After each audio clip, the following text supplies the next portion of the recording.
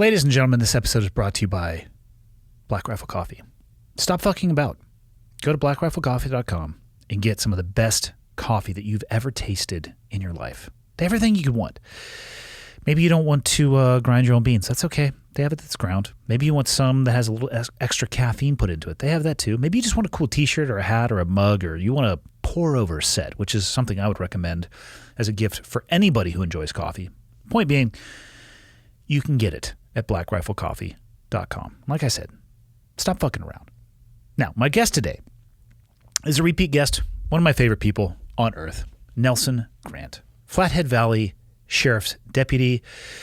He's also now part of the Two Bear Air rescue operation, and some of the stories that he has involved with that are shocking, and he talks about them on this episode. And we also talk about our hunting plans and life in general. It's always a good time to sit down with the Renaissance man of Montana and jiu-jitsu quitter himself, Nelson Grant. Enjoy.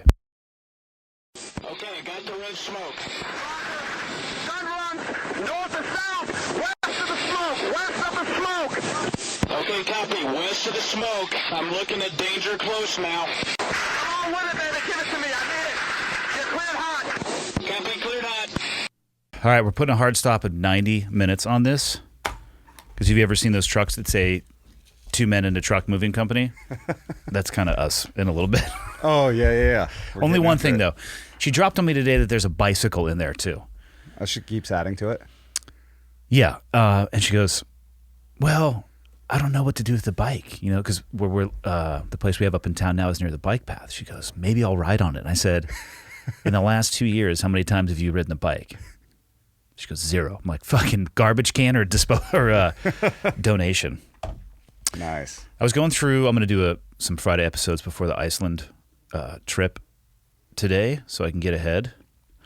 Spoiler alert for people listening. Sometimes I don't always just do them on a Thursday. But I came across one, because we were talking a bunch last night about search and rescue. Yeah.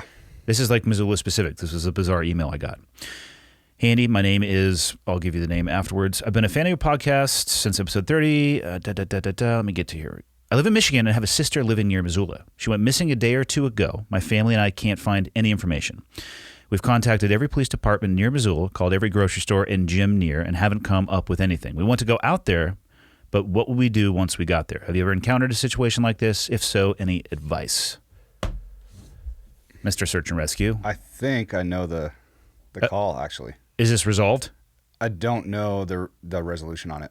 What would you recommend? As of a few days ago, it was not. Okay. What would you recommend for an individual like this? I literally was looking through this. I'm like, I think I know the person I could ask about. Yeah. Okay. So because this actually isn't the first time somebody's hit me up about somebody missing in the Flathead Valley. Right. I remember that last year, too. Yeah. And so for people listening or watching, I'm not a search and rescue guy. Mm-hmm. I know you. Yeah. What's your phone number? Let's just give it to people so they can contact you directly. By the way. Also, they could call you for screenings for the shirt. Yeah. Shout out to, what is it? Thomas Clark. He came out from South Carolina, I think, or somewhere out there. Drove all the way out to apply with us and did a ride along. And yeah. I heard he did well. I heard that, too. We need to get to the root cause of this issue, though. He was able to, and I'm not going to say how. Yeah, let's not get your personal phone number and start leaving you messages. You need to clean up your game. I don't really pay attention to all that business. Well, once you start getting calls, maybe you should. Hey, I threw it out there, so I might as well back up my end of it. No, it's cool. It's cool. We're getting good applicants through things like this. You guys need to KSO, and I say this KSO. Yeah, KSO. It's KPD or FCSO. What? FV? Flathead County. It's not Kalispell Sheriff's Office. You can call it what you want. I'm a taxpayer. You fucking work for me. So KSO. Roger. You guys need to be at least pushing triple digits for the number of staff you have. 100%. It's insane to me, the thin margins that people don't realize. For law enforcement in general. Yeah. I'm not going to repeat the number of people that you said were on shift Dude, a couple of days ago. Man. But for the size of the area that you guys cover, and let's be honest, you get some pretty wild calls in the summertime. Yeah. And people like me texting you like, hey, come get this dude out of this chair. Yeah. You guys need more people. Yeah. KPD needs more people too. I agree. And it sounds like this is a statewide and probably nationwide problem. You know, I was talking to our patrol commander the other day, and he said that he was at some conference for the state of Montana, and a bunch of agencies are having these problems. However, they're encouraging, because dudes are just burned out. So you're like the other night when I went on that helo mission, it pulls me off the shift, and I'm headed to a disturbance with a weapon. We get this like, hey, we need I didn't even think about that. Yeah, so like now I'm not an asset on the road. And so they put a page out. Anybody on the other side of the rotation come in for overtime. Nobody comes in. There's like, they're hitting up probably 30 dudes, you know, for that aren't working. Zero responses? 30? Zero response. But was this like a Friday? Yeah, it was either Friday or Saturday. Yeah. It was good weather that day, wasn't it? Yeah. Like, but yeah, also, I have a tax appointment that I'm working on. And we also we had some flooding, like a lot of flooding. Yeah. And so dudes have been working nonstop, you know. Yeah. Like 16-day stretches because evacuations. And once you evacuate a house, you have to secure that roadway so there's no looting and things like that. I didn't know that. Yeah. Yep. Like fires, when we have forest fires and you evacuate an area like Pole Bridge or wherever it is. You guys need to outsource that so it doesn't take up a badge. Yeah. I don't know. I know it's federally funded. So like FEMA and stuff like that supports the flooding stuff. They can contract it out. Yeah. So I don't know. You're right. There's definitely... if you post a badge up there or multiple badges, that's less out on the roads. Mm-hmm. So, but it's usually guys that are on days off. Yeah, you know but then when they get to their day on, 100%. Starting your day on, when you're starting your Monday and you've just worked through the weekend. Yeah. Although fire patrol is not that hard. Like even sitting on a roadblock, that's the like easiest job in our office, except for if you're doing the evacuations. I'm not going to talk about how many people I've seen sleeping in a variety of colored vehicles with lights and sirens on the top. Yeah, right? Man. Many different organizations and municipalities just which I don't blame them at all. Well, before we lose track, what do you recommend for this person? So there's a lot to it. I know a little more about this that maybe I won't get into, but... Keep it broad for somebody who maybe not specifically here, because people do come to the Flathead Valley and actually all over the western states in the summertime. So generally... From a search and rescue perspective. Yeah, generally speaking, if somebody goes missing, we have a good point last seen or last known location. Those are the two things that we operate off from. And so like, let's say you're out with your buddies dirt biking and somebody's missing. We have like a starting point. And we have a time frame to start from. That's a lot easier than... So in this situation, it would be Denver and I in our KTMs, and you're missing because you can't keep up. Yeah, okay. When you hear me drop off the headset, you're it's just like, hey guys, can you slow down? KLR for life, man. The 650. It might be the Honda Civic model of bikes, but she never breaks down on me. Denver couldn't start his bike the other day. He's like, I think his a fuel GPS. pump. No, he has that additional GPS that I think was drawing power somehow. Yeah. I take mine off. Yeah. And like mine stayed outside all winter, fired up on the first one, and Denver's just sitting there like, motherfucker. He texted me. He's like, hey, just so you know, you can bump start these things. Yeah. Sweet. By the time he did, we were like long gone. He's like, I'm too worn out to come with you, but I got it going. All right. So back to the search and rescue. So we're in a scenario. Yep. A group is broken up. Somebody's missing. Yes. Before we get into this, hold on. I'm going to back you up. This is just good planning and something I try to do, but I fail sometimes. What information, before going on an expedition, should you give to somebody who cares about you so they know what to expect? Yes. You should, where you're starting from, where you intend to go, and the time frame that you're going to be there. And also, really good info for us is what kind of experience you have, and everybody ups their experience level. Sure. But what kind of experience... And then what gear do you have? Are you prepared for overnight? Do you have food? Like if it's a day hike? Yeah. That's the case for us a lot. People that info's got to help for you guys, even if you don't have a location on the victim, right? Because you at least know where to start. Yeah. Yep. And if you have a cell phone and what carrier it is. And, you guys can probably triangulate it. Oh, yeah. So that helps a lot. Even if there's no cell service, we have some resources. Yeah. We can pop phones on when they're shut off. Yeah. And I'm familiar with these tools. Yeah. Yeah. Where do you guys think you got them from? Yeah, exactly. Those were T&E'd back in the early 2000s. Mm-hmm. Yeah. I'm sure. But what's interesting is when the people that you're after start soldering on LED lights to their phone. So when they are interrogated and it's supposed to look like they're off and the electrical charge comes through and a light comes on, and the next thing you know, you find phones that used to be left off are on for days at a time, and then you approach the building and it vaporizes. Wow. Yeah. It's a chess game. Yeah. See, I'm not Hypothetically. not really dealing on that level. These guys, most people want to be found. I'm just telling you where the technology came from. Yeah. Roger. Used it a few Check times. that. Yeah. For some surprise cockbag operations. Well, it's sweet technology, and I'm glad we have it. Yeah. But a lot of them, like we had a dude. I can get into a couple of the cases I had this week, but Well, first lay it out, because I want to so this lay one's a out little for people different. what's safe, because when people do travel, and I think about this, like when I tell Liam, like, hey, I'm going riding. This is the ride we're getting ready to do, and this is probably when I'm going to be home, which probably buys me an hour or two after that before anybody starts nerding out about it. Right. But without that information, she could like, hey, Nelson, have you heard from Andy? He's in the valley. Yep, 100%. Well, so there's two kinds of lost or missing people, and most of them recreationalists. We have a shorter time frame. Like, hey, they went skiing today. They didn't show back up. Their truck's at the trailhead, or hunter, or whatever the case. But a broad scale, like somebody, I actually know specifically about this case. But let's just say somebody is working, like out of cell service, and they haven't heard from their loved one for several days, especially up in our neck of the woods. We have a lot of people from out of state doing temp jobs in the summertime. And a lot of areas that don't have great cell service. 100%. So they go a long time without talking to their loved one. And then when they try, they're like, hey, it's been like 2 weeks. The link up was supposed to be a week ago. She said she'd call me.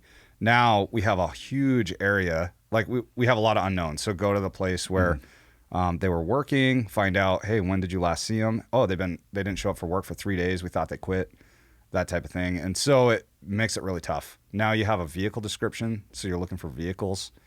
We have plate readers on the highway, so we can put the plate in, and hopefully they'll pop on that. Mm-hmm. But beyond that, it's pretty rough, pretty hard to find. So what do you recommend for part of that email where they said they want to come out here? Is that actually beneficial for the family to show up? Yeah, it is, because it's front and center on this specific case. Like if the leads are, if you have exhausted all leads in law enforcement or search and rescue terms, then you're going to suspend the search. So you're going to have let's say it's a red Ford Taurus that you're looking for with a Montana plate or an out-of-state plate. We put that in a national database of, be on the lookout for this. And if anybody sees it, runs it, or anything like that. But after a week of these plates being entered, you're not going to remember the van from 2 weeks ago. Where do you guys get briefed on that information? So it gets logged. So if I'm the call taker, I'll put it in, the deputy that takes the report. So, okay, we're looking for this vehicle, or even a suspect of a case or whatever it is. I'll get the info, find the plate that they're last likely driving or no, and I'll enter it. It's called NCIC as either stolen or that we're looking for the vehicle or an attempt to locate. So an ATL. So how do other officers know that that's been entered, though? Yep. So then on the computer in our cars, there's a tab of all the be on the lookout, like the ATLs. So you have to Boyos? Yeah. Or Bolo? Bolo. Yeah. The other one I think is buy one, get one, which is different than Bolo. Yeah, I don't know what that is. Buy one, get one free? Oh. I thought you meant in law enforcement. Oh, gotcha. Not at all. I was just making terms up that sound right. Yeah. It's for, take a liter cola. Yeah. So it's on the individual officer to be kind of on your toes to look at all that stuff amongst all the other things you're doing. Yeah, that's what I'm saying. Going to calls. So really in this case, it's front and center for a couple days, but when there's really no hope or no leads in law enforcement terms, does that make sense? I don't want to sound too, well, I'd imagine if it goes beyond a certain time period, the odds start drastically going off a cliff. Well, it depends. I mean, it could be somebody that just wants a few days like away from anybody. And so they drove up in the mountains, they're camping out. Yeah. And at some point, somebody's going to call in, hey, this car's been at the trailhead several times, like that I've shown up here. Now it's kind of being weird. So we show up and, oh, this is the van we've been looking for. This is the car we're looking for. So do you guys have LPRs on your trucks? No. You guys should get those. Yeah. Even though they're kind of fucked up. Yeah. So I think I've heard some fucked up stories from cop friends. So like, when we're bored, we drive through hotel parking lots and just let shit pop up. LPR is a license plate reader. Yep. It's not a violation of privacy, right? Because it's a same public thing on the highway. Yeah. We'll put like for this case, I guarantee that all the major arteries of highways, this plate has been entered in. And so it's the originating agency would be Missoula County. Yeah. Because that's where she was known to be last. Yeah. And thought to be frequenting the Flathead County. So that's where we got involved. So, but really specifically to this case, there's not a lot to go on besides checking. And I think they got a private detective and a lot of other things going on. The key to it is to beat your LPRs is not to have a plate. There you go. Take that. Not that I would advise that for anybody, but sometimes the state of Montana makes paperwork difficult. Yeah. And you're left with a conundrum. And it's handy to be friendly with law enforcement in your community. Yeah. I'm always, it pisses Leah off because I just talked to, like the first time, hypothetically, we got pulled over after eating dinner and she's just like, you're going to get a ticket. You're going to get a ticket. Yeah. And the guy rolls up. I'm like, what's up, dude? And we end up bullshitting for like 20 minutes and he's talking about the coffee shop and then we drive off. Yeah. She's just like, what the fuck? Yeah. Yeah. Yeah. You know, You just gotta be a good there's person. people that don't deserve tickets. You know, there's I've gotten my fair share of discretion. tickets. Yeah. And I'm like, whatever. Like when they asked me how fast I was going, like too fast to look at the speedometer. It would have been unsafe to look down and see the numbers. I was really focusing on the blurry lines that were coming at me. Like, I mean, I don't know how you drive, but have you ever seen Star Wars where they jump into light speed? Yeah. Well, you have the rig to do it. Sometimes, actually, when it's snowing here, it does look like you're in Star Wars. Yeah, and you're going 20. I was going to say 15. Yeah. It's a little ridiculous. Yeah, it depends. And also, like I was talking to a buddy yesterday that got a speeding ticket in Whitefish, and he's like, man, I deserved it. You're going to get a speeding ticket yeah, in Whitefish. Yeah, he's like, I called the chief and said, hey, that officer was super sweet, like awesome dude, and, he deserves a raise. Yeah, I mean, getting pulled over for going too fast is inconvenient, but it's also 100% controllable. Yeah. And every time I get lit up, and I'm not trying to tell people that I'm like smoking my tires through Kalispell because I'm not. Occasionally, I will California roll a stop sign, which is actually what initiated this highway patrolman pulling me over. It was a not complete right-hand turn at a stoplight. I may have been racing a rental vehicle driven by a made-up name, Henry Akins. Yeah. And he's like, I lit you guys up to see which one would pull over. And it was me. I'm like, hey, what's going on? I heard about this. I heard there might have been, hey, if you want another stop, the other guy lives here. Well, that's the thing. Like, I think I pulled the car over, all the windows down, wait for them to come up, gave them all the paperwork, and we started talking. And he's like, hey, where you guys coming from? Like, we just had eaten at Jalisco's. And for people who reach out to me for food recommendations, Jalisco's in Whitefish is lights out. Amazing. Good. Probably want to make a reservation in the summer months. It's going to be slammed. But ended up bullshit with a cop. I was like, hey, man, how much time you got left on your shift? He was like, 2 hours. I'm like, cool. What if I tell you where the other car was? Will you drive over there and like shine your spotlight? What he didn't pick up on is that the other car had pulled over into the Dairy Queen parking lot where the old Whitefish gym used to be. Yeah. And was like sitting there watching the whole thing go down, and like they were filming because they were hoping to get a ticket. I got pictures that night. They're like, oh yeah, we're gonna get content. Are you getting a ticket? Because I may have gotten content of one of the people in that vehicle getting taken to the hospital. That's right. From the gym. Yeah. So, which is, of course, the perfect time to put it in your stories and take content. But he was hoping for the old ticket writing, and instead the guy's like, cool, have a good one. Yeah. It needs to be done. We need to have enforcement out there, but it's not my favorite part of the job. I mean, I figure you guys are not dealing with people on their best days. So, if I'm like, hey, man, write whatever fucking ticket you want. You know, that's why I work hard so I can pay the fine if there is one. Yeah.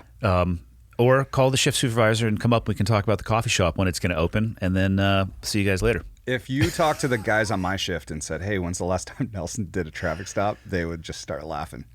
I think I feel like it's been a minute. It's more like Dustin's job. It's more KPD. Yeah, we're going to the real stuff. Yeah, no, where there's sorry, KPD guys. They're doing some heavy stuff. They're literally like 1 block away from us right now. Yeah. No, they're studs. So, I forget what the hell we were going to talk about. So search and rescue. Search and rescue. So a lot of cases that I get are more. There's a lot when we launch an actual mission. Like I was telling you about the Jerusalem. You might as well tell this story. Okay. I'm curious about. Well, I'm sure you'll talk about how this was his third attempt. Yeah. I'm fascinated at where the other two started and where they ended. Probably same place. But anyway, I'll get into it. So it's cool because part of my job now is to coordinate search and rescue efforts. And every shift has a coordinator. So I'm my shift's coordinator. So basically on the 4 days that I work, I'm the guy that goes on the helicopter for rescues, and I coordinate any kind of a SAR case.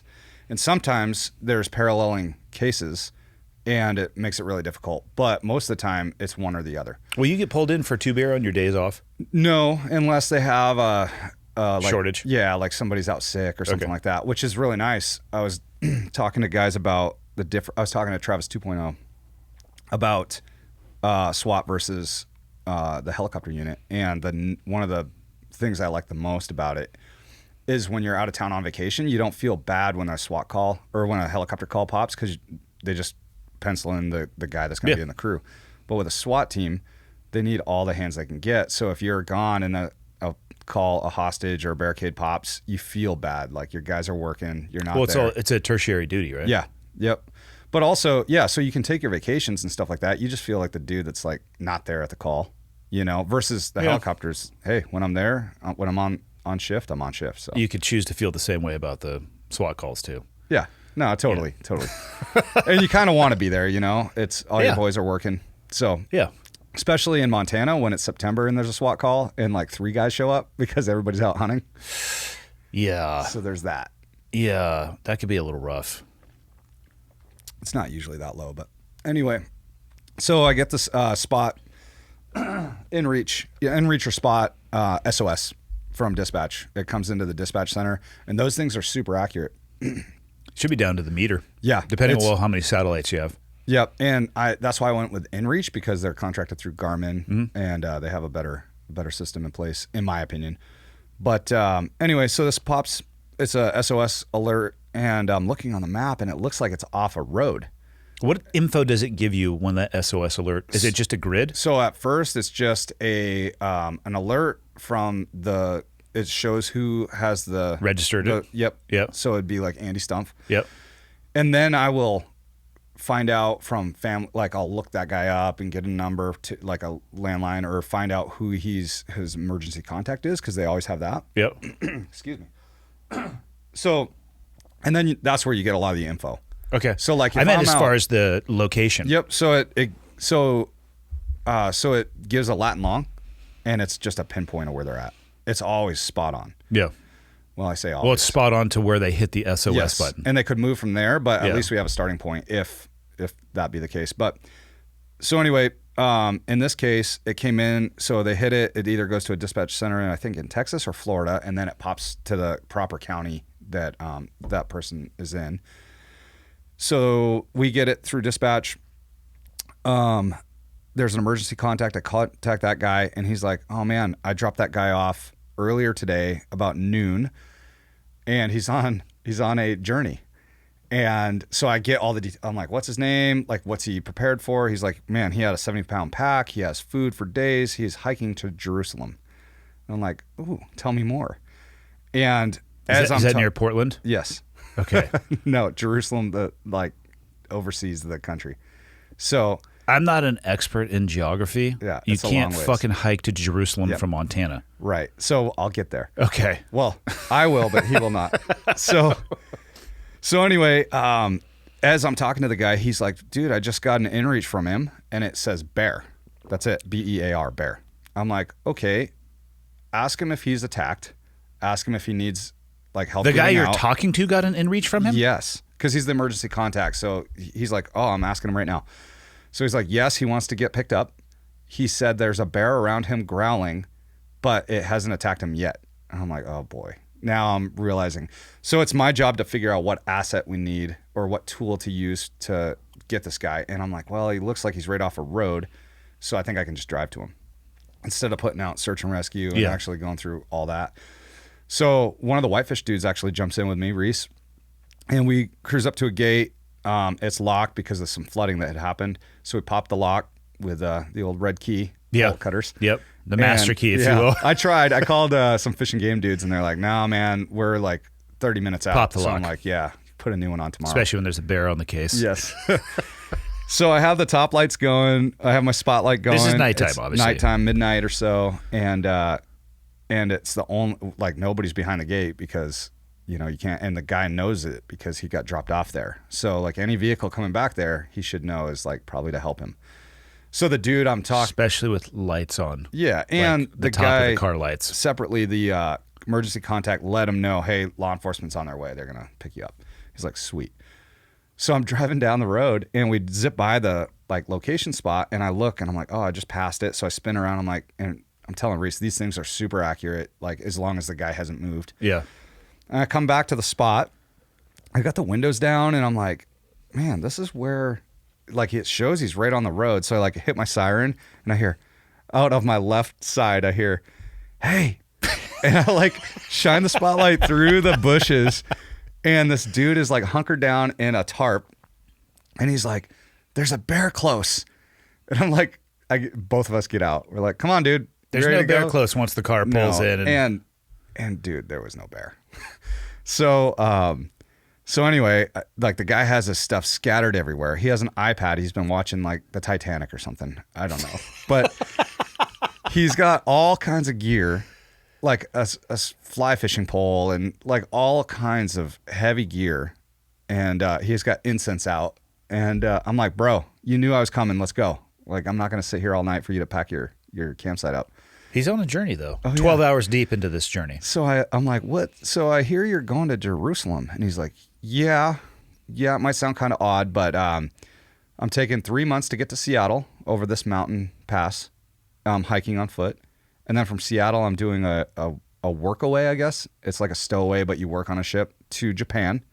And then from Japan, I'm going to continue my journey, and I don't know how, but I'll get to Jerusalem. I'm like, well, how long do you expect to take? He's like, about a year. I'm like, oh, okay, man. It How could old's happen. this dude? Probably mid-20s. So he's in shape enough for it, but not mentally. Because I'm like, all right, dude. Well, you made it a half a mile, and you got dropped off at noon. Yeah. And you got a 70-pound pack. It takes time to lay out the incense and get your Netflix bespoke viewing experience set up. So he's like, yeah, and this is my third attempt. The first two attempts got smashed by the floods. And there was some floods, and the roads got washed out. But yeah, there was floods last week, though. Yeah. So he's tried this 3 times in this month? And he made it till midnight because of the bear. And he's like, yeah, so the first 2 times, the floods turned me around, and this time it was a bear. So maybe tomorrow the bear won't be there. And I'm like, good luck, buckaroo. So anyway. Where'd you take him? Took him to where he was staying in Whitefish. So I gave him a cozy ride back to town. But. Where is he from? He lives in Whitefish. Yeah. Okay, hold on. I have so many questions. As did I. He lives in Whitefish. Yes. Going to Jerusalem. Was he farther away from Jerusalem where you found him than he was where he lived? No, he was closer. I think. I actually didn't look up Was he west or Jerusalem east of on the map? Well, if he was going to but he was Portland closer first, right? to Seattle. Seattle. Yeah, same thing. So west. Yeah, and there's a quicker, better, more efficient way. Did you find him west of town? Yes. Okay. Yeah. No, he was. How amazing would it be if he got dropped off on the East Valley, farther away from his? He was en route. I don't know if he typed it in Google Maps. You know how you can choose the drive option or the foot option if you're close to a place. Yeah, I don't know if I would do that. I don't know if it would give you the either for Jerusalem. I'll tell you what we're gonna do right now. Search maps. Jerusalem. Start with do the small bite. Do Seattle. Listen. Directions. Walking. Walking directions not available. Yeah. So that was a good one. I support that journey, but I think you should put some thought into that. Oh, for and sure. maybe, like we opened with, brief somebody on where you think you're going to go, what to expect. Yeah. The guy that was his emergency contact was like, well, buckle up. Here's the story. He goes, I know this is sounding odd because we were laughing about it too, but this is what he's doing. I feel like you're going to encounter this gentleman again. I think so, unless he makes it to Missoula County. Or would he? I figured he would just go due west. Yeah, so Lake County. Or I'm sorry, Lake County is Lincoln. still south. Lincoln. How do I know these things and you don't? Oh, you I do. actually work here. I'm just scrambled, bud. I can imagine you on the radio. Unknown county, red shed. Which is another story that is not mine to tell. That was a good one. What else you been getting into search and rescue wise? You've been busy. So this week has been incredibly busy. Have you explained it all on the previous I don't think episodes? so. Two Bear and kind of what you're doing. Yeah.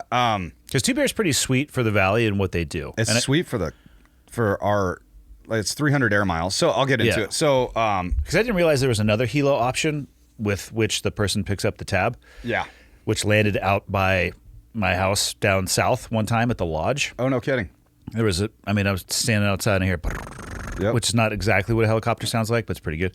You see the red one, that means money. That's what it was. Yeah. And it zipped in and did one little pass and landed. And then they shut it off. I was like, ooh, that's probably not good. Because if it was an emergency, I'd probably leave it idling. Right.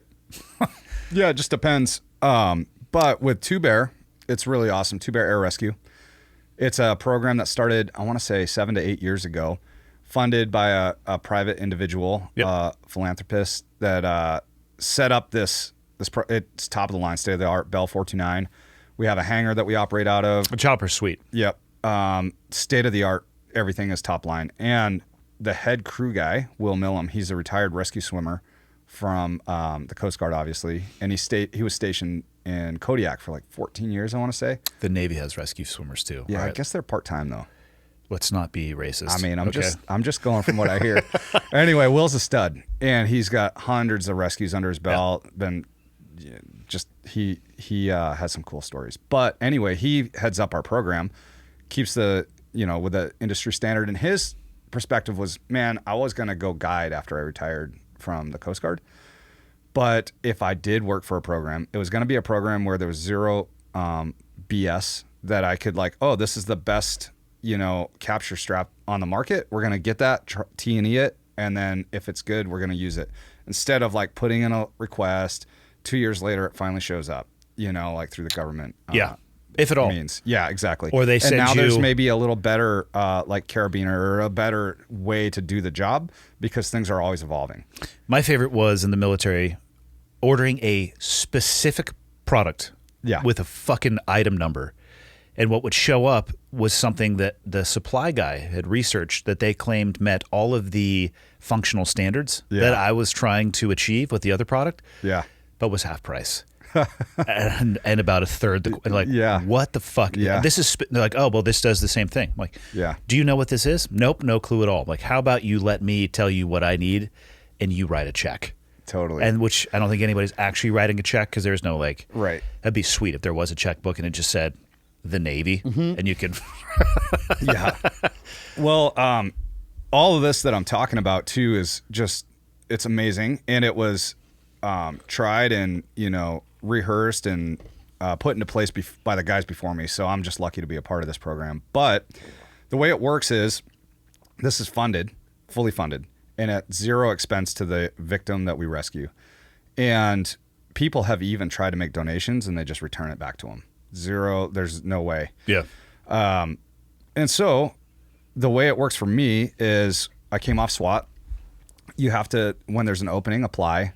And so I went through the pipeline to get onto the helicopter. And then it took about a year of training. It just did for us. Sometimes it's sped up process. Other times. Well, you were kind of bouncing around like a course here, a course there, a little bit of time off. Yep. And we had to get our EMT cert. Yeah. Just because, so the way it works is we are rescue focused only. We are not medical. However, we do have a standard of medicine that we know. And that's the EMT level. That's the basic level. And it's kind of like we're going to major trauma events, like falling victims and things like that. Do you just rip them to the hospital in the valley? So it depends. We do not do that. Really? In an emergency, we can. But because we're not a medical ship, we have to either transfer care to a higher level. So wouldn't the hospital be at a higher level? It is, but we're like the way that the air laws are, if we were a medical ship, we'd have to comply to a whole bunch of other things. So, Gotcha. So most of my rescues this week, we transferred to alert helicopter. So they land nearby. Yep. We go in and hoist off a really bad spot and then come land next to them, transfer the patient. Alert cannot hoist, correct? Correct. It's a much smaller bird. Transport only? Yep. And they have paramedics on there. They have some stud medical people, nurses and paramedic. I also feel like the victim's going to get a bill for that, though. They are. But they're also going to get drugs, and they're getting some good stuff. But they went from the free Kush ride to, hey, buddy, here's the Uber check. Yeah. So, for example, a year ago, I was teaching my daughter snow survival stuff. We were showing her how to build a fire in the mountains in the snow time. We rode snowmobiles up into the mountains. So I was like, okay, see that dead tamarack? We cut it down, chopped it up. This is how you start a fire. So we had a sweet fire going, build a snow cave, and all of a sudden this dude rips up on a sled, and I recognize him as one of Eric's guides for a guided snow tour. He's like, dude, I'm so glad to see you. Do you have any medical stuff with you and inReach? And I'm like, yeah, I do. He's like, I got a broken femur over here. Also, the person asking you for these things should have had both of them. Oh, they're spun up now. Okay. Yeah. Sometimes that takes some time, but anyway, they have satellite phones and all that now. But I go over there. It turns out it wasn't a broken femur, but we thought it was a bad leg break. And he was... Is this the person that literally took a snowmobile, pointed it at a tree, and went full send? That's a different one. Okay. This one that I'm speaking of, his son and him were racing, and he turned, and his son ran into him. Oh, so shit. he kind of turned in front of him. But anyway, we got him up to the fire. I got him set with a blanket. It was obvious it wasn't a femur, so, and I didn't have a traction splint on me, but I was unsure about the tib fib. Yeah. So I just kind of got him braced, and I hit inReach I actually just direct message some guys that I know, and they're like, can a helicopter land? And I look at him and I go, how much money you got, buddy? Yeah. And he goes, I got 4 kids in college. And I go, no, a helicopter cannot land. We need to hoist. Yeah. So they flew Two Bear in, and actually it was pretty dense area. So they came in and picked him up.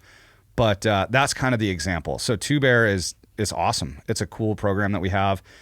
If you had to, you could take him to the hospital, though? Yeah. So if it's a life or death thing, we will do that. Yeah. But I actually haven't heard of a case where we have done that, and we have hundreds of cases now under our belt. Yeah.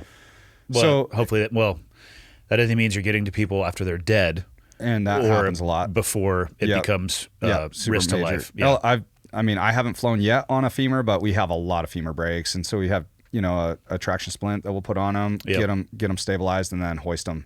And but anyway. We'll go 300 air miles or so. So we go to Wyoming, Idaho, all over Montana. And basically, if a request comes in and we can get there in a reasonable amount of time, we're going to go. So it's awesome. It's a cool program. That is awesome. What's the best rescue you've been on so far? So I've had a couple. You've had a busy week. Yeah. So it's funny because just getting certified, I went through the pipeline with 2 other dudes, and they started popping on all these calls, and every time I was on call, I wouldn't get a call. So I was like dodging them. As soon as I'd get off, like 5 minutes later, boom, a call would pop. And I was like so eager to do a call. And all the guys were like, don't worry, you'll get yours. And the summer comes, it's going to be busy. And I was like, yeah, whatever, I want to go. Now it's been summer for 3 days, and you've probably been on like 9 calls. So once it broke for me, it broke. So the first one was just like picking up a body in the Bob Marshall. Yeah. And then had a super sad 19-year-old that fell off a mountain in Glacier. And that was a very, very steep recovery. I didn't know if we were capable of doing it. And they were just like, okay, so we're going to insert you here. And I'm like, yeah, giddy up. It was sketch. Yeah. And then, but this past week, let's see, I went on... Man, I scrambled, but I had like 7, maybe not 7, maybe 6 helo ops.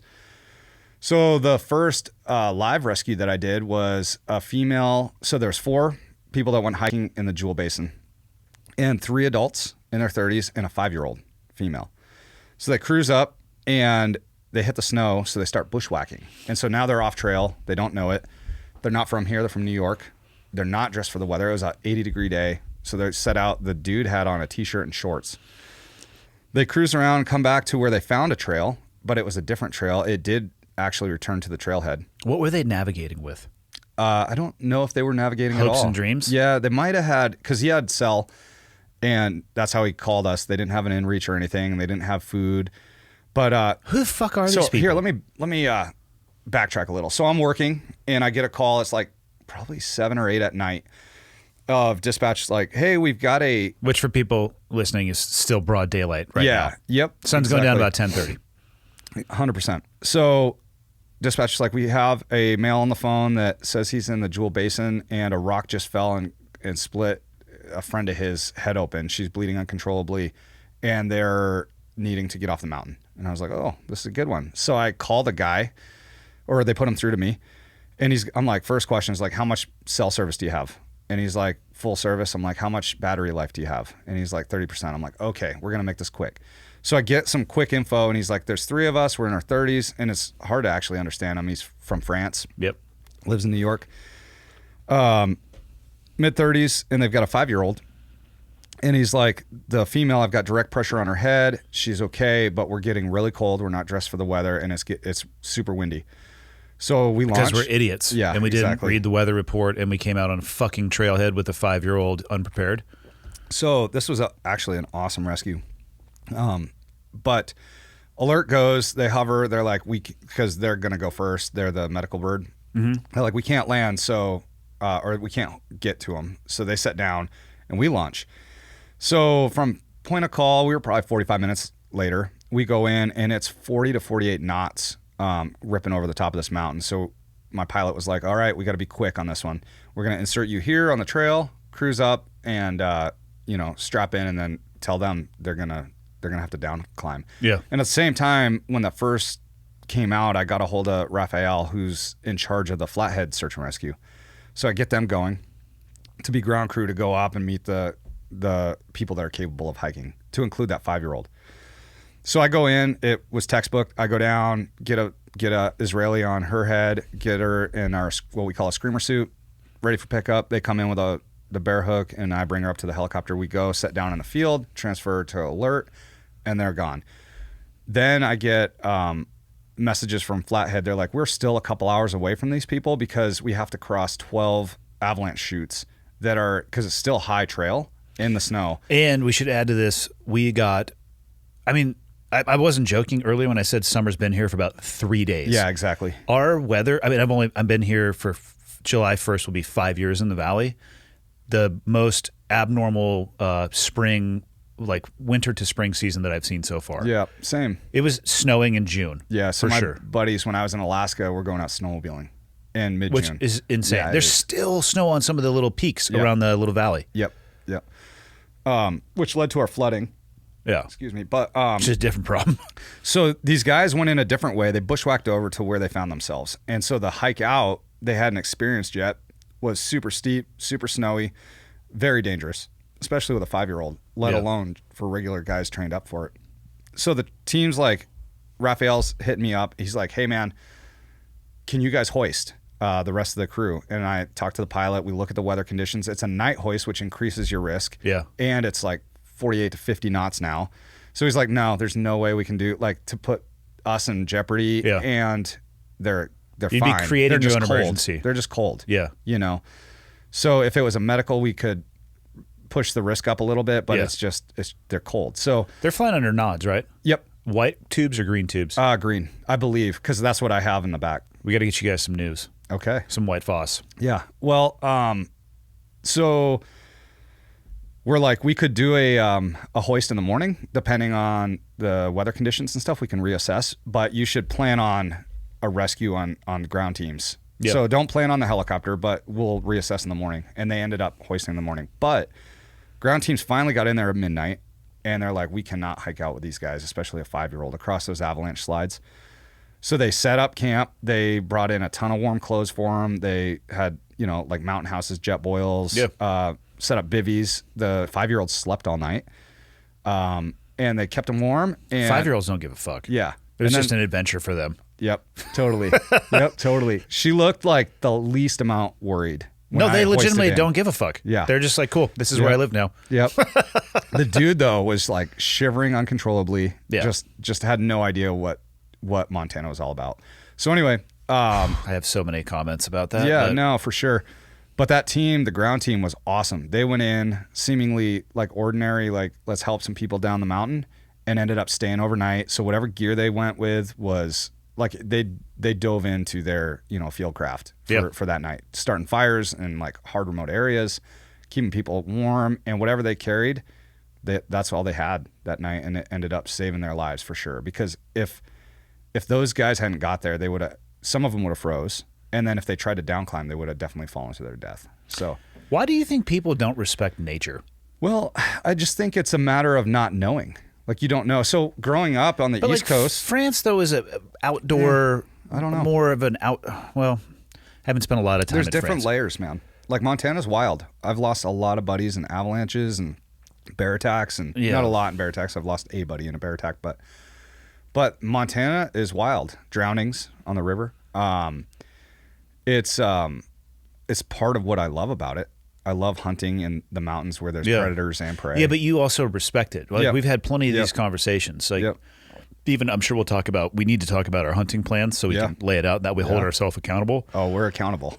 But we have like primary, secondary, especially the crew we had last year. Yeah. Everybody had medical, you know what I mean? We had multiple options because, well, maybe it's because I've been just absolutely kicked in the dick by 100%. nature. Yeah. And at some point you learn and you realize that maybe I'll take a couple extra ounces or pounds, especially if you're going to be out of a truck. Yeah. Like load. Yep. I'll put a generator back here that I'm probably not going to use, but it'll be amazing if we need it. Yeah. And I'm telling you, the one game changer that has helped so much in the past like decade is the inReach. Yeah. I mean, if it's on my bino harness all the time. Yep. It's on my dirt bike when I go dual sport. It's relatively inexpensive. The unit is under $200 to buy, and then the service you can go from $10 or I think $12 a month up to like $50. So in the fall, I bump mine up to $50. I do the unlimited as well. But in the like right now, I'm only using it once in a while. I have it down to the Freedom Plan, I think it's called, where it's like 10 texts a month. Well, and run the skip a few Starbucks 100% drinks and get. I mean, imagine how much you would want it. Oh yeah, if you needed it. Mm-hmm. And I was looking at him. Sportsman's. I have to be really careful going in there. All right, that's like a goddamn candy store for a diabetic. I'm just like, do I need? You gotta put things. I'm like, what is this list and only stick to it. What is this inReach 2? I have only the one. Yeah. Why does it? What does it do better? And it's like, okay, I need to walk away from the shelf. Yeah. Then I'm like, what? But what is that pistol? Yeah, totally. But that night is a good example. So those dudes are studs. Flathead County Search and Rescue, man, hats off to them. That's a real job for sure. Yeah, and there were 6 on the mountain, 3 in the IC, and then they sent a team in the morning. But it, I think, just grew them stronger. I mean, when you go through something like that, like the team anyway, like just to show, oh yeah, we are capable, because those calls don't come out that often. A lot of times you're able to get in and get people out the same night. Yeah. But so that was awesome. And also, as soon as we landed with the medical hoist, we had another cliffed out guy in Sanders County over by Quinn's Hot Springs. So we launched on that. Okay. Yep. And yeah, cruised and flew. Picked him right off? No, actually we didn't find him. It's kind of an odd story, and it's not that exciting, but we got a request from Sanders County. They're like, hey, we're getting this 911 call from a guy up on the side of this mountain. And as a climber, it doesn't look like any place somebody would end up. So we went and threw our thermals on it to see if we could find somebody, and basically, nothing. Yeah. Searched that whole cliff face for about half hour and then returned to base. But yeah, so we had that one. We had a jet ski. So this guy was jet skiing. His phone was so he's following a boat with friends. He was 19, and there's a bunch of logs and debris in the lake right now. Debris. In the lake. And so, dude, hold up. Before you get to that, I was driving to Big Fork the other day to meet Leah for lunch. Holy shit. Is that the Swan? Yeah. Okay. So let's see. That little bridge you go over right before no, that's the Flathead. That sucker was as high as I've ever seen it. Yeah. And there was like a house off to the left-hand side. Yeah. It looked like they had about that much more before that sucker was underwater. We currently still have houses underwater. Not like submerged, but there's water in the house. And we have evacuations, so we have dudes. To, like, rebuild a house when that happens? I don't know. I can't imagine that seeping a house in water is awesome for it. I don't know if it's a foundation and it's just concrete. I don't know if that makes it. I'm not. Yeah, but everything above the foundation? Right. Ooh. Yeah, I don't know. That's a good question, but yeah, so we flew on a jet ski. Did he hit some of this debris? No, he had a mechanical. We found out the next day. He spent the whole night in board shorts and a neoprene life jacket. On a jet ski? On a jet ski. We flew a grid pattern all night long because the Flathead Lake. This dude was out on Flathead Lake. Yeah. Somebody calls 911. Yeah, so the boat party. Yeah. there was some more going on too. You know, like these guys are like, hey, our friend went missing 3 hours ago on the lake because they were cruising along. Yeah. They turned around. He's suddenly not there, and they're going to a bar or they're going someplace up in Lakeside. Probably a bar. Yeah. And priorities. And they're like, hey, we realized the dude's not following us anymore. And we went back and now we can't find him. And it's been 3 hours now. We like searched a bunch. What happened is he had drifted out on the other side of the lake. And so now it's midnight. He's on like the eastern side of the lake? Yeah, correct. Yes, correct. But holy shit. Yeah. And so we just bobbing. Yeah.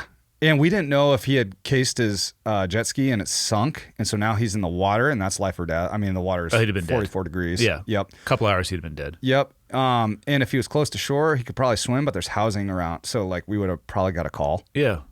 But it was super dark. And so we're just searching back and forth, and every sea life, like not sea life, but every like thing that holds a heat source, rocks and, you know, birds are like popping in our thermals.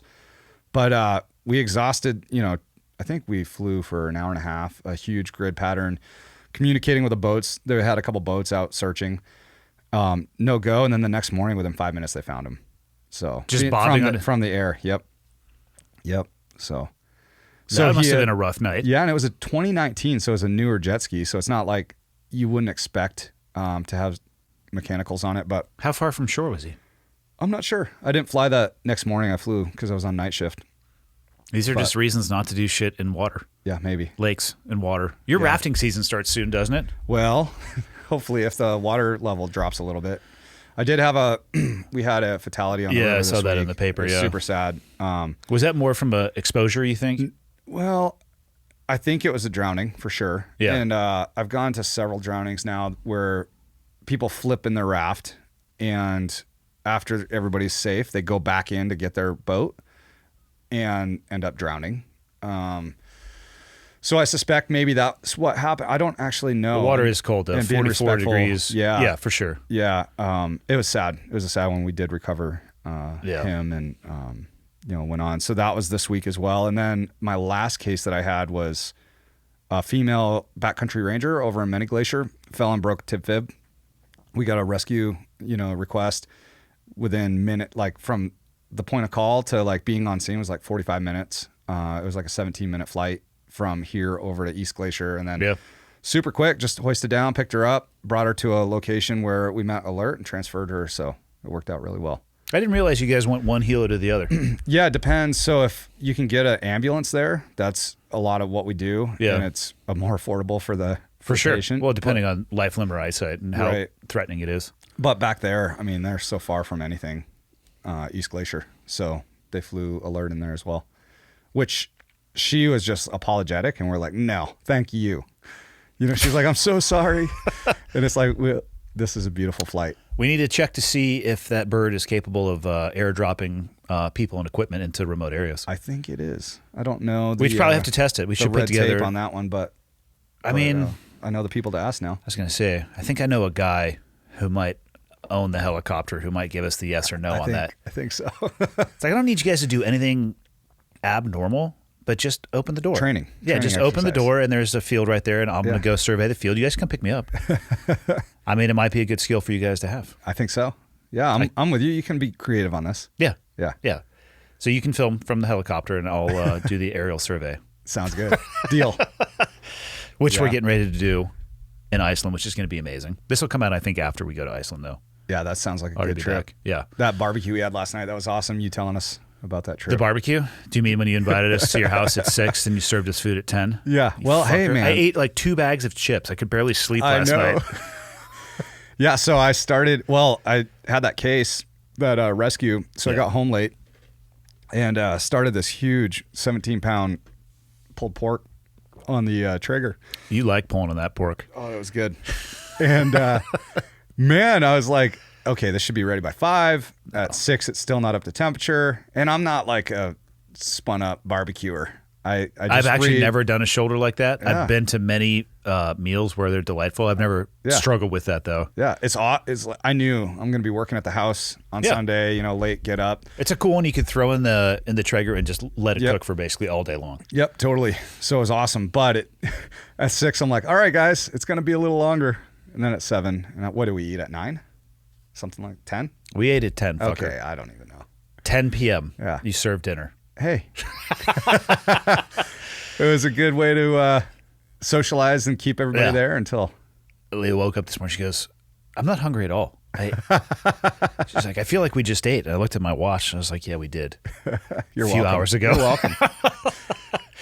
Hunting plans for this year. Yeah. Well, I have a lot of them. You have quite a few. I am very fortunate to have some good opportunity for elk this year. That's awesome. Yep. Yeah. So the Utah tag will be Bo. Glover's going to be there for that. Evan will be there for that as sweet. well. Yeah. I think you can actually use a rifle there because that one bull that I got, kidding. that video I have where he came into like 3 yards. Yep. I'm pretty sure because that was my last day hunting there. I'm pretty sure they said, hey, do you want to take the old boomstick? I'm like, fuck no. So I think you could hunt there with a rifle, but we're not going to be. And then the potential to get a management bull out in Wyoming. So it'll have to have 5 or less on one side. Oh, okay. So I guess that could be... Like a raghorn type. Or 6x5 or a 5x5, as long as you just got 5 or less on one side. I'm trying to think.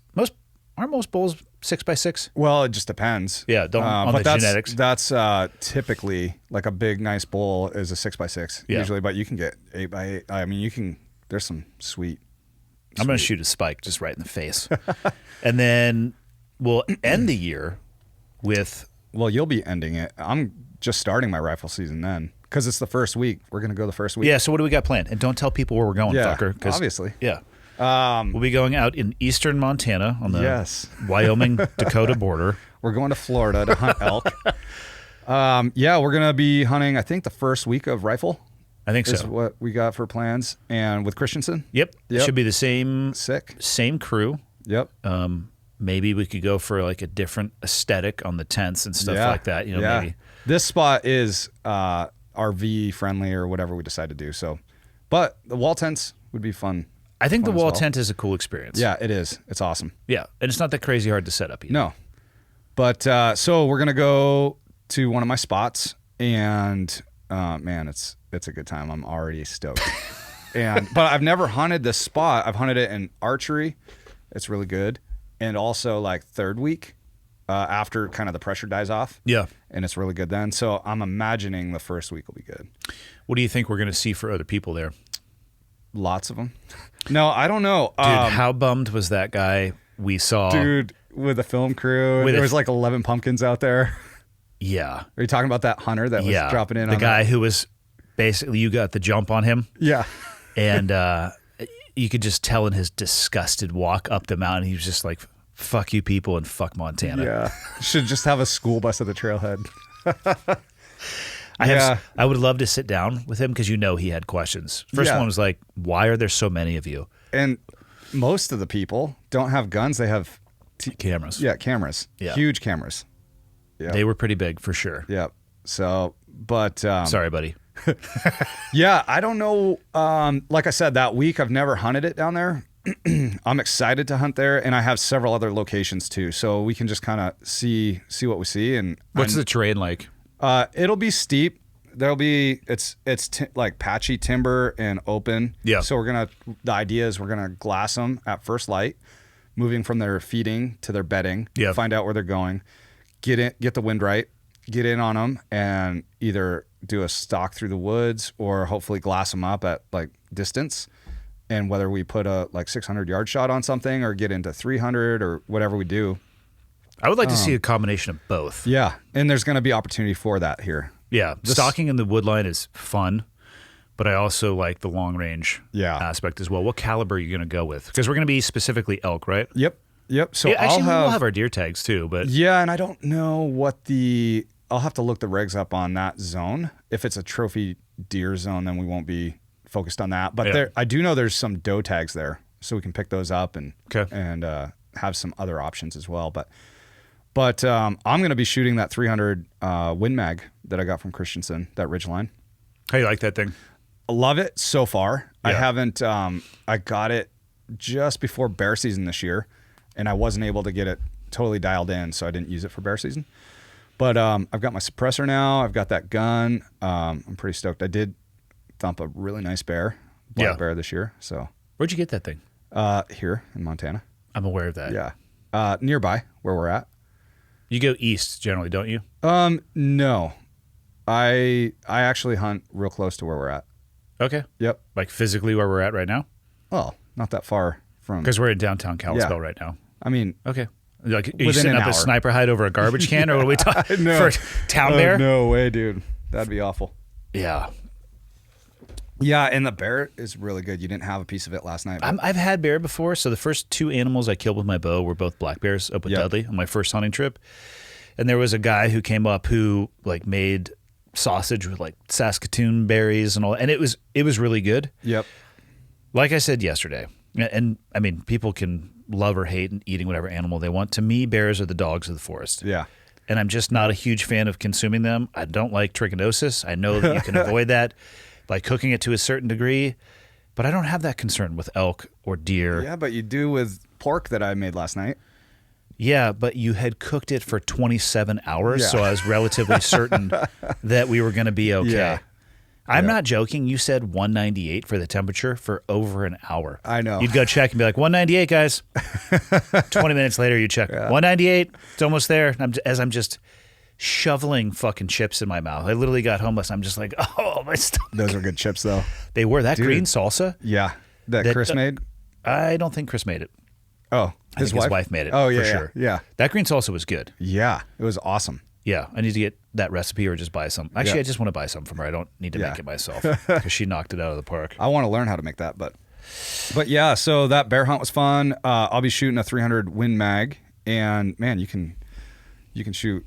I don't know, the Creedmoor you could hit it with. Creedmoor, what are you going to hunt with? I'm not sure yet. You have a variety of options, huh? I do. I love 300 Win Mag. It's my favorite. It's just it's overkill for a lot of things, but it also alleviates having to like blood trail stuff a lot of the time because you'll literally just drop it. Like you'll just watch it pancake and hit the ground.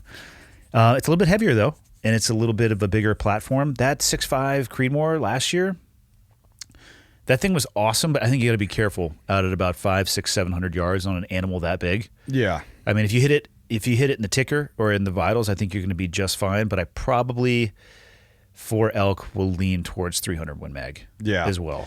I shot that cow last year with your Creedmoor. Yeah. And it was at 505, I want to say, maybe 515, something right in there. Yeah. And dude, it dumped. And I think that round is for me on a big animal. You need to shoot it. My recommendation would be inside of a distance where the round's still carrying about 1,000 foot-pounds of impact. And I think the 6.5 falls off pretty rapidly at about somewhere between 500 to 700 yards. I shot a cow elk last year with the 6.5 as well, and it went 50 to 75 yards downhill. But like full, like textured lung material on the ground immediately after the shot. What was the range on that? It was good. 55 yards. Good thing you had all that expansion. Yeah. You know? Those things with those cans on them. Yeah. Like it was like shooting a pop gun. There was no recoil. Dude. I was with my oldest, Riley, and that's where you saw all the bulls, right? And Riley was like, what? He was looking at it, he's like, what the fuck is that thing? And he was just having to stare down with the bull. But as that was happening, I was running off to the right-hand side, and I knew that they were going to cross in front in a very tight, so I'm like dialing the scope back the magnification, knocking off the scope covers, jacking around it, and got on a knee and was just aiming at an area that I knew they were going to pass through. And then they came through and paused, and I shot. And the guy I was with, he was just like, okay, I'm glad that you were on your game enough to be able to do that. And we found the thing. But it was so quiet. Riley comes over. He goes, oh, you let him get away? I'm like, no, man. I shot one. He was like, what? That's awesome. Yeah, well, it was very cool. Dude, so I'm going to go back to that same year, area for that management bull this year. Oh, okay. Gotcha. So last year was my first exposure to hunting with suppressors. And it was first our deer hunt. Yeah.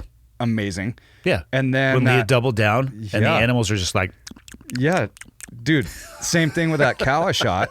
I shot them at 500 and they all came running like towards me, the whole herd. So I'm just watching them at 100 yards just stand there because they had no idea where that report came from. Yeah. So I was like, oh, it's the only way to go. Could have shot them a lot closer. Yeah. But it was fun. But I'm super stoked about our elk hunt. This is going to be a really good time, and we'll probably see lots of elk. Okay. My prediction. Our general tag, is that cow and I bull? don't really want to get into it. Okay. Yeah. Because you could dissect the area. Oh, okay. But yeah, it'll be a good hunt. No, I mean in general, is a Montana elk tag, is that cow and bull? No, but there are districts that allow you to shoot a cow with your bull tag. That's what I did last year. Oh, that's right. Yep. So I didn't shoot a buck or a bull last year. I shot all females. I shot two does. That's super sexist. Yeah. Well, what's your problem with women? Yeah. Well, I passed on a lot of bucks at the end of the season, but yeah, I did. You have higher standards than most. Yeah. My standard is whether or not it's legal. Yeah, and at some point it's like, well, if it's not a big bull, then I'm going to shoot a more tasty cow that's about the same amount of weight. So yeah, you know. You definitely get a little bit less. Like the one we quartered out and hiked out, it was a good amount, but less for sure. Yeah, I do think they're more tender sometimes. Yeah, I think so too. And it depends on the age. Like if you're shooting a cull bull. I don't necessarily think it's a cull bull. I think it's probably just cleaning up the genetics. Gotcha. Yeah. It should be tasty. So you'll come into that hunt hopefully with 2 elk already down. Yes. And I believe where we're going to go in Wyoming, it's at a time of the year where we could go bow if we wanted to start with, and then rifle to finish it off if it's not going well, because it could actually be in the rut. And the guy, I need to stay broad with this because I don't want to drive more traffic there, but he was saying that like Colin, they're coming screaming in. Oh, that's awesome. Yeah. Here's the problem though. My counting ability decreases as they come rolling in, and this mandatory 5 or less on one side, I may be like, I don't know. Is there a dude with you? Yeah. Oh, nice. Yeah. It's a property where he has to be with me. Yeah. Well, that'll be easy because then you can just like focus on the shot, and he's like, nope, you can't take it. And you're like, damn it. I probably would hear like, go for it. He's like, nope. I'm like, yep, roger that. That's what I'm saying. When here's the bill for... Yeah, when the forest... You know the deal. When a bugling bull comes running in on you, like I said, my counting ability decreases. Yeah. So my standards for archery are very low. Like if I get a legal bull, I'm going to take it. Yeah, you know, of course. For archery. But with rifle, I tend to be a little more picky because I know I can put a cow down. Are you going to actually hit a bull this year with your bow?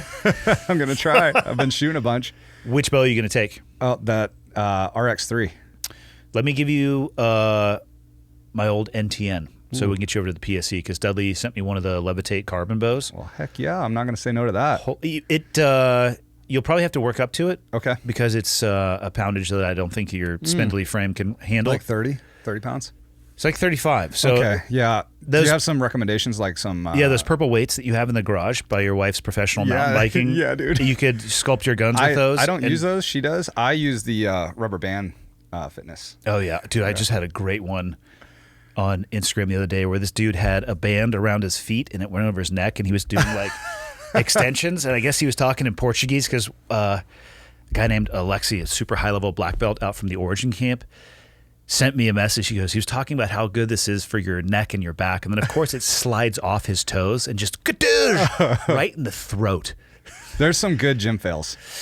Have you seen the dudes like getting ready for fish season, and they're like pulling on the row machine like with one arm, and like that's what you're going to need to do to pull this bow. Yeah. Well, I'm doing it. Yeah, kettlebell. Start with a 25-pounder and just bent over rows. No, it's the new one Dudley gave me. Holy shit. Really? So is it step up from what you were shooting? It's a different cam. Like the peak weight is heavy, but the hold off is even less. The NTN, you'll love the cams on that thing, the PSE NTN. I just need to get you a stabilizer for it because I moved my stabilizer over to the new bow. I can pick one of those up. Actually, whatever you have. It'll work. It'll work. So when we get back from Iceland, I'll bring that up to you. Killer, man. Give you a chance to shoot with that thing. It's a badass bow. Thank you. Yeah. Yeah. What else you got going on? So let's see. It's been a busy week with chasing with any naked people? No, I haven't chased a naked guy for a while. These are the only stories I care about, law enforcement wise. Yeah.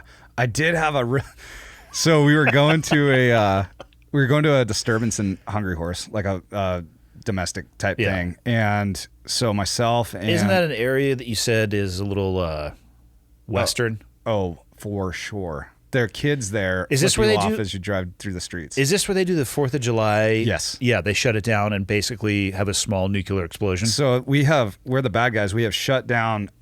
So it used to be both sides of the street could light fireworks off, and so they would shoot shells back, not shells, but Bottle rockets and stuff. I support that. back and forth, which was fun. But now it's just one side, so they're not as stoked. So one side watches. Excuse me. And then it is insane because there's a hill that you go over coming down into Hungry Horse on the 4th. Yes. And as soon as you crest the hill to come into Hungry Horse, it's just a cloud of freaking fireworks smoke. It's Of actually black powder. Dude, it's unlike anything you'll ever see. It is the Wild West for sure. And there's like a guy in the Daily Earner, like our newspaper maybe it was a couple years ago, but he's got a cigarette and it's in his mouth and he's lighting the bottle rocket off with his cigarette in his mouth. What could possibly go wrong? Oh, nothing. But this story, dude, this is so domestic. We're headed there, and there's a dude right behind me, and one unit's already on scene, and he's like, "Yeah, I could use another unit." So we're running code, coming down that hill into Hungry Horse that I was just talking about. And we're going to Martin City, actually, which is beyond Hungry Horse, and this motorcycle had pulled out at the intersection, going the same direction we were headed, and I noticed like he didn't realize we were coming. And so when we come over the hill, we're going a lot faster. We're running lights and sirens. So I see him pull out and I'm like, well, I'm just like aware of that bike. I'm going to go around it. And then as I'm coming into town, I realize he's pulling away from me. And so as I get up now I'm kind of closing the distance. We don't pursue motorcycles. Yeah. Maybe I shouldn't say that. It's a openly, pretty but smart policy. Yeah, man. I mean, just go a on risk- YouTube and look at motorcycle fatalities involved in police chases. Oh, for sure. It's high. So anyway, Denver sent me one recently where the guy tomahawked so many times. It was caught on a chopper. is that the one where his pants came off? You sent me one where he was like 30 feet up in the air. That might have been from my stories from the Isle of Man, which I think is the most dangerous motorcycle race. Oh, no kidding. Is that one where the dude hit the wall and his bike vaporized? Yes. And that was the Isle of Man. Yeah, and it like goes dark and they highlight it, Dude. like how high he is.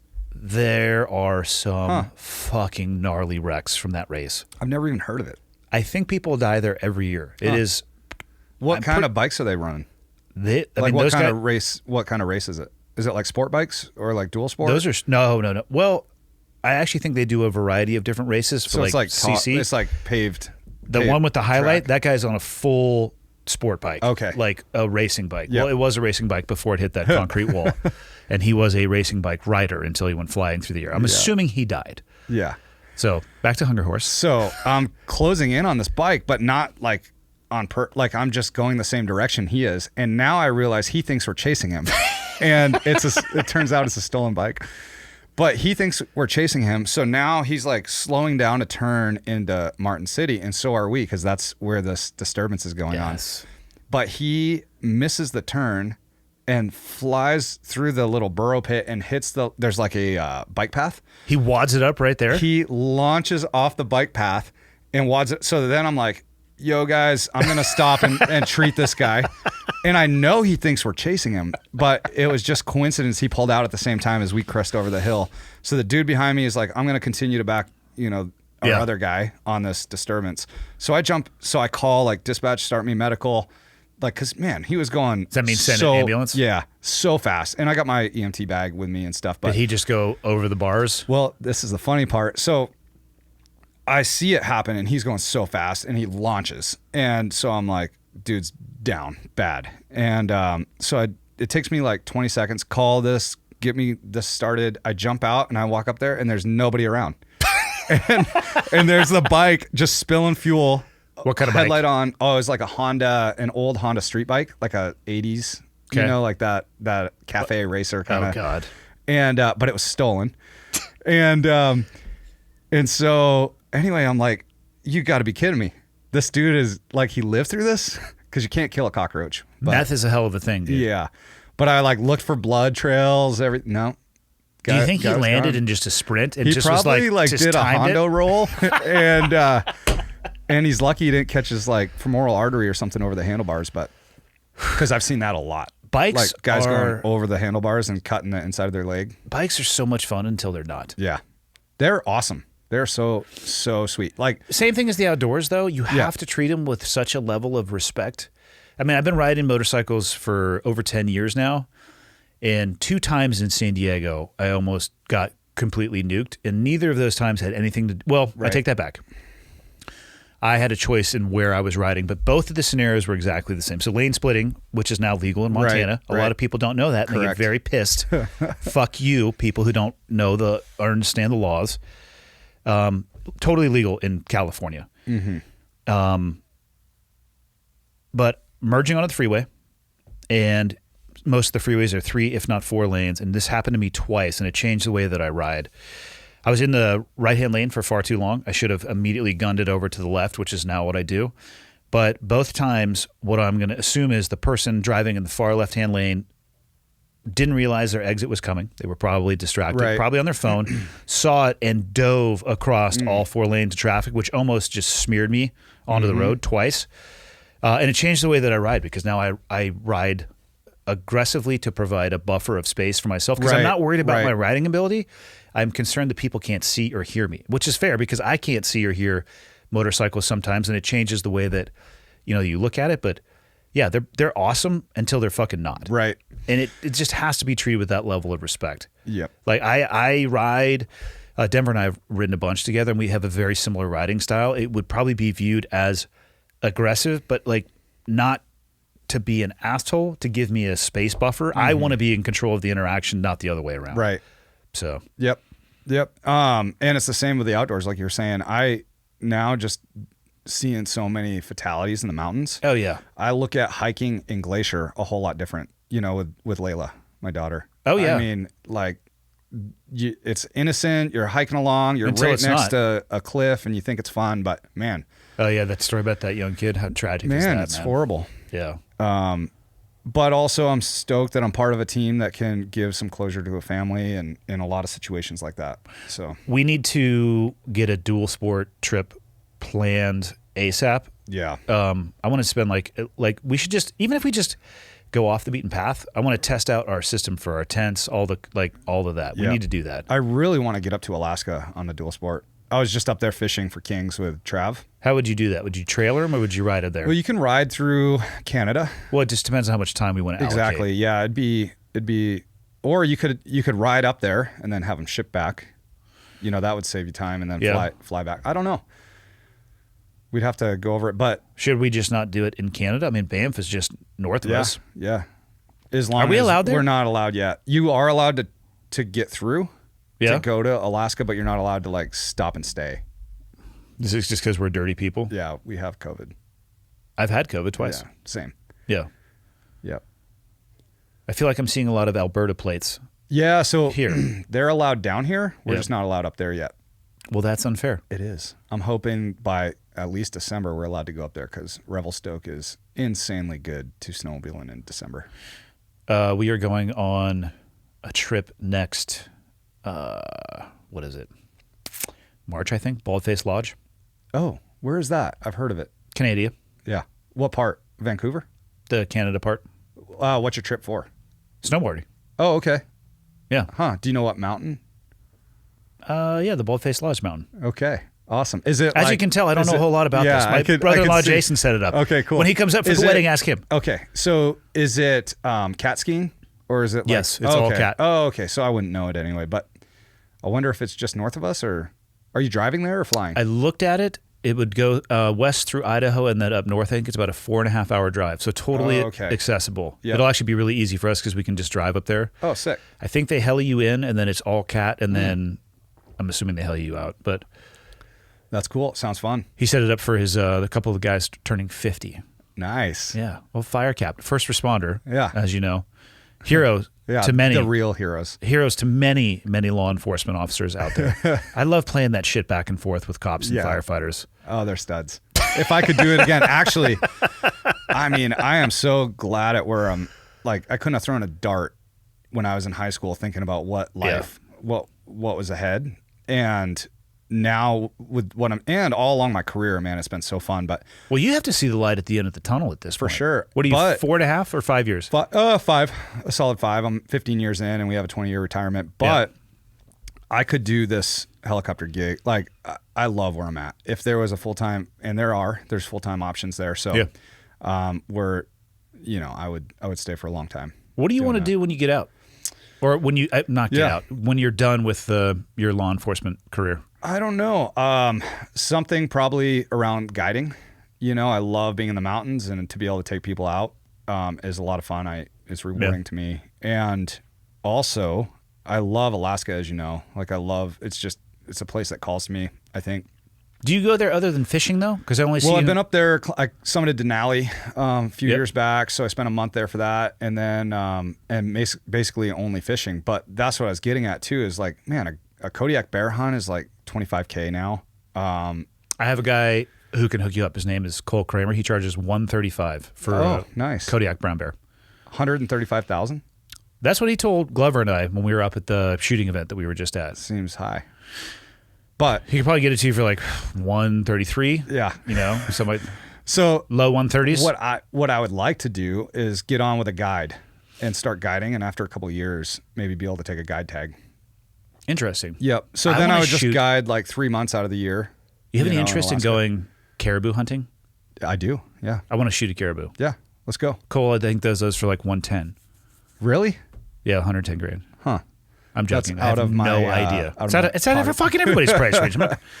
I just think I've only seen them on actual like hunting shows. Like what's the Meat Eater? Steve Rennell. Yeah. Yep. Some of his stuff. They just look cool as shit. Yeah. And that terrain looks awesome. And you could double it up with a moose hunt too. Same time frame. So do a moose. There are not Yeti coolers big enough for that. I think caribou are pretty big. I think you gave me a Yeti that would fit most of a moose. No, maybe not. Absolutely not. Yeah, that thing's I gave huge, you the biggest Yeti that I have, yeah. and that might be a quarter.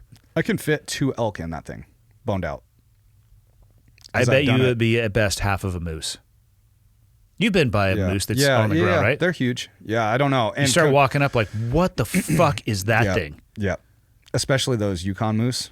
That's what the species is up there. Yeah. Those things are monsters. When the border opens up, if you're game for it, I was talking with Lee about this. We're so close to the Canadian border, like 60 miles as the crow flies. Yeah. And obviously there's some restrictions getting up there now, but like you said, Revelstoke, Banff. I drove through Banff one time on the way to the moose hunt I did with Dudley. Didn't see a moose the entire time. Not a big deal. But like mountain goats and shit and rams in the road. I was like, oh, yeah. What's up, goat? Yeah. They're just like, hey, what's up?